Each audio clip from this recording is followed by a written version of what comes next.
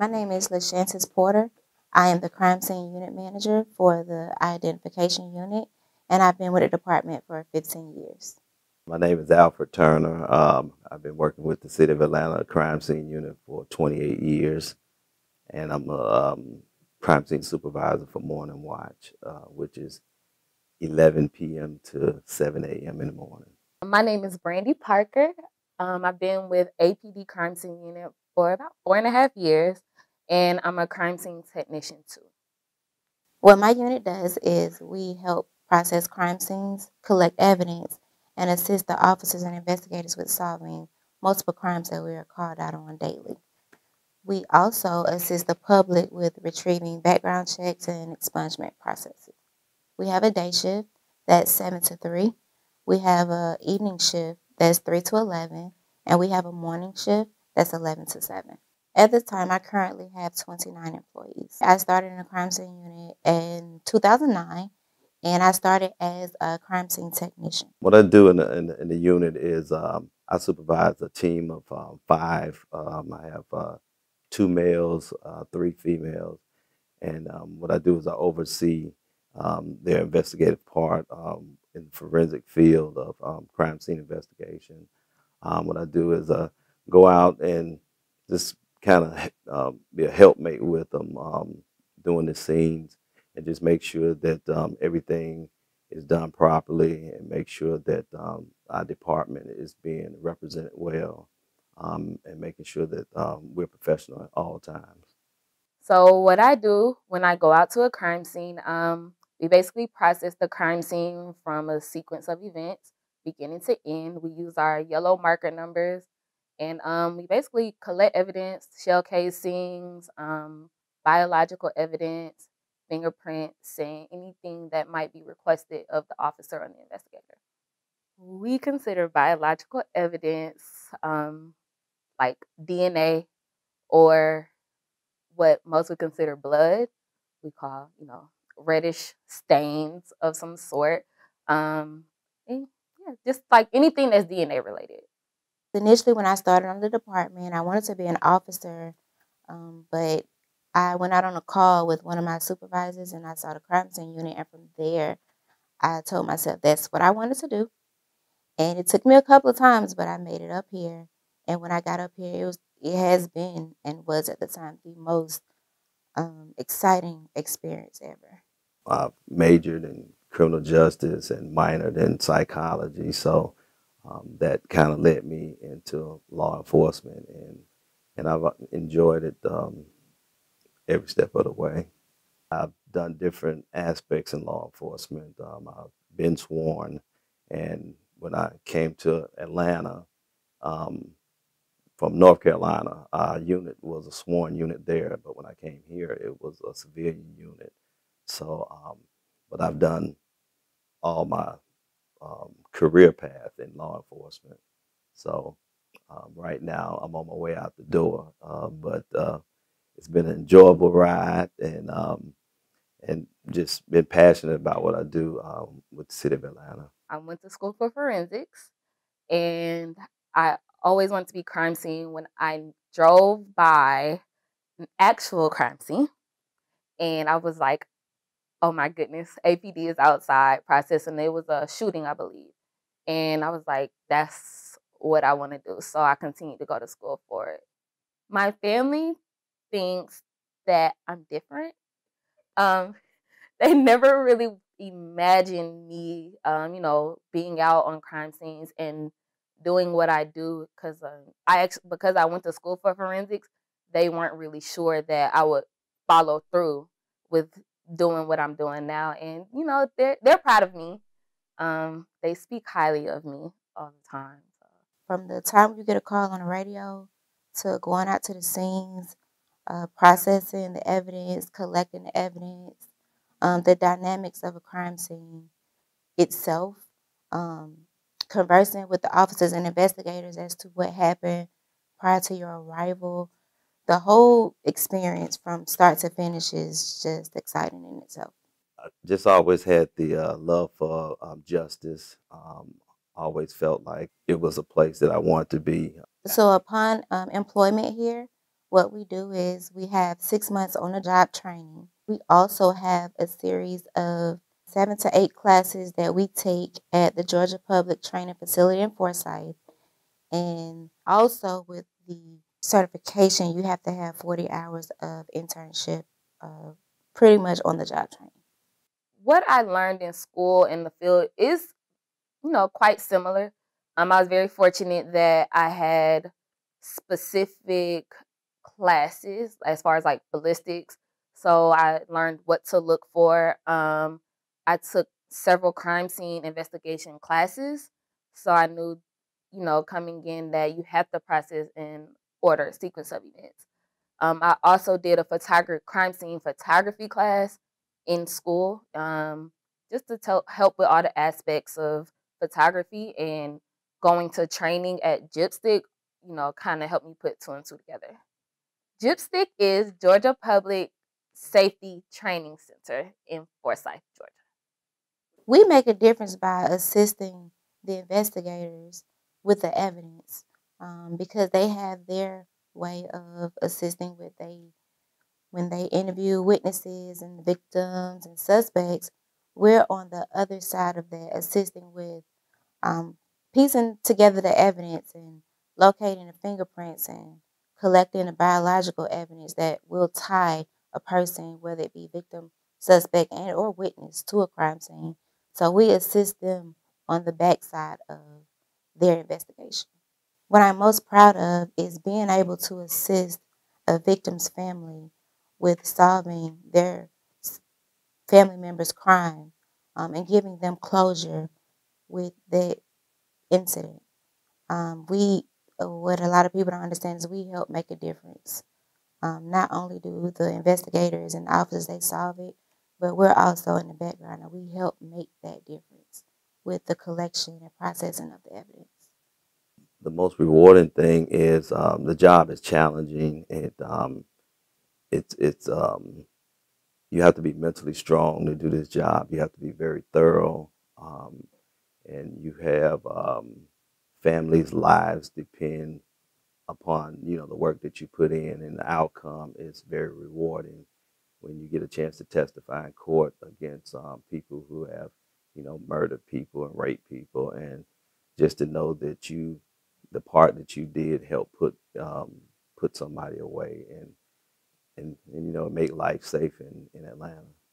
The thing I'm most proud of is basically helping the investigators and the officers. It makes me happy when investigators notify me saying, "Hey, Parker, you helped me find my suspect," or we were able to locate and identify who was at this scene at this specific time.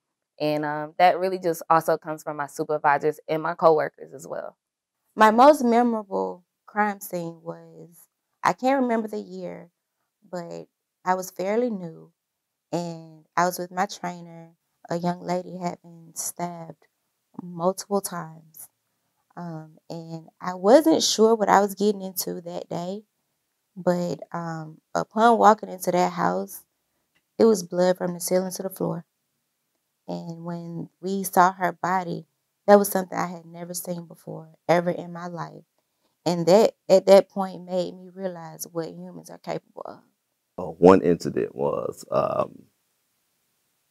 when Ray Lewis was involved in Atlanta with professional athlete with Baltimore Ravens.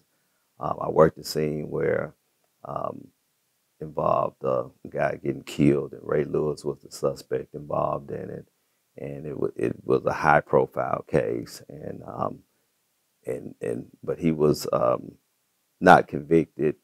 We had a lot of evidence in the case and everything, but that's not the part that we do. We just do our part, and we let the court system do their part.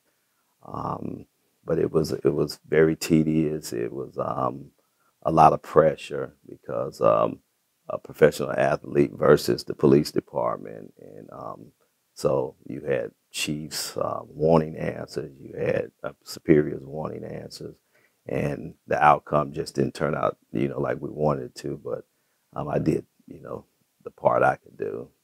And the second incident was we had a female here about 8 or 9 years ago. Her and her boyfriend got in a fight, and he accidentally killed her.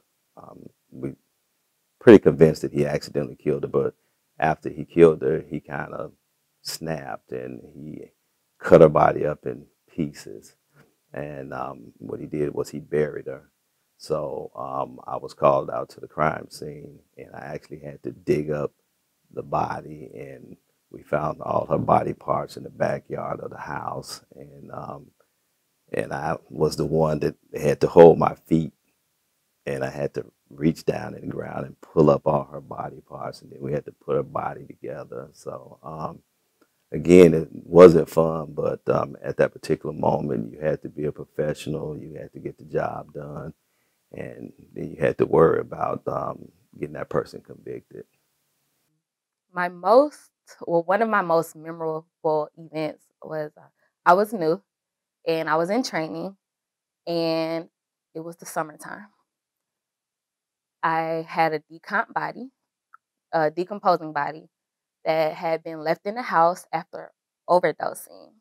It was like June or July, and we walked up on the crime scene. We could smell something from the end of the driveway, and me and my trainer, we walked in, and there was something on the floor, and I didn't know what it was, and it come to find out it was a male who was covered in maggots, and it's almost as if his body was moving of some sort just because of the maggots. And the medical examiner got there, and they rolled him over, and it was just one of the most different smells I've ever encountered. It was like none other. So I ended up having to process the scene, and my trainer actually just walked me through the process of photographing and doing what I needed to do as far as crime scene. When I saw that scene, I did feel like I made the right choices as far as being in crime scene. Because it's every day is something new, so it's something I never thought I would see. So it was just something like, if I could get through this, and if I can get through the smell and the visual of it, as far as like an overload, then I can continue my career as crime scene. How do I deal with the emotions? There are times when I've gone on calls, and we all go on calls, where you have to put your feelings aside and notice that at the end of the day, for those 8 hours, you're on a job. Um, do we show our emotions? We may go back to the van and sigh or cry, but we have to wipe our faces and keep it moving. But one thing I do is I don't take it home. I process it while I'm at work. We have our coworkers. We're friends here, so we talk to each other about what happened. If we have to cry, you got a van you can cry in. You got your vehicle. You got your desk, coworker, and we cry here. We leave it here, and when it's time to go, it's time to go. Every day is a different day. Um, I don't think about it until I'm actually in the midst of doing the job. So while I'm out there, I'm concentrating on everything that I'm doing at that particular time. But again, when I walk away from it, I walk away from it.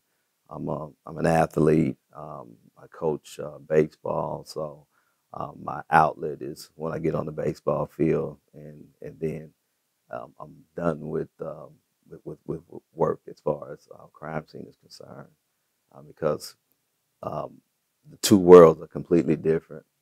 One is being a professional on the field, and then one is being a professional out in the field as far as law enforcement is concerned. I really don't have contact with the victim's family.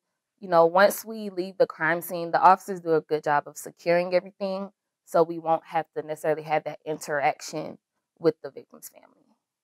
What I would say to someone who wants this career path is buckle up, tie your shoes up, get your mind right, because this is not your everyday 9 to 5 job. We have a very, very important job, and it's tedious. And we have to make sure there are plenty of steps we have to follow. So in order for you to do the job here, you have to be able to compartmentalize. You have to be able to put your feelings aside and You have to be ready to go when you get the call. So again, if this is the career path you want to take, get ready because it's not going to be an easy ride.